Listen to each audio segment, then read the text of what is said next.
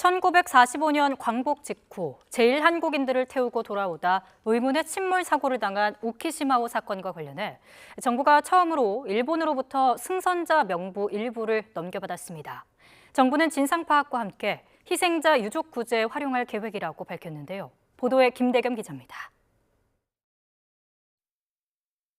지난 1945년 해방 후 첫 귀국선인 일본군함 우키시마호가 바다 한가운데서 의문의 침몰 사고를 당하면서 수많은 한국인이 목숨을 잃었습니다. 수십 년 동안 승선자 명부가 없다고 부인해오던 일본은 올해 들어 돌연 70여 개 명부의 존재를 인정했었는데 이 가운데 일부를 우리 정부에 제공했습니다. 외교부는 일본이 내부 조사를 마친 자료 19건을 우선 제공하기로 했고 남은 자료도 조사를 마치는 대로 넘겨주기로 했다고 밝혔습니다. 우키시마호는 해방 직후 강제징용자를 비롯해 제1한국인 수천 명을 태우고 일본 아오모리현에서 출발해 부산으로 귀국할 예정이었습니다. 하지만 출항 이틀 차 교토지역으로 항로를 튼 뒤 선체 밑부분에서 의문의 폭발이 일어나 그대로 침몰했습니다.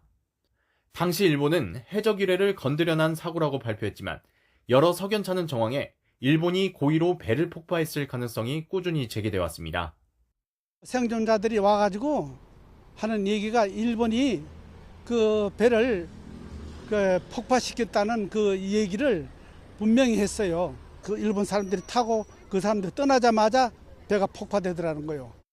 일본이 그동안 승선자 명부의 존재를 인정하지 않았던 탓에 정확한 희생자 수도 불명확한 상태였습니다. 일본은 승선자 3,700여 명 가운데 524명이 숨졌다고 발표했지만 유족들은 승선자 7,000여 명 가운데 3,000명이 숨졌다고 주장이었습니다. 이 때문에 희생자 유족들은 가족이 배에 탑승했다는 입증 자료를 구하지 못해 위로금 지급이나 피해 인정에서 번번이 어려움을 겪어왔습니다.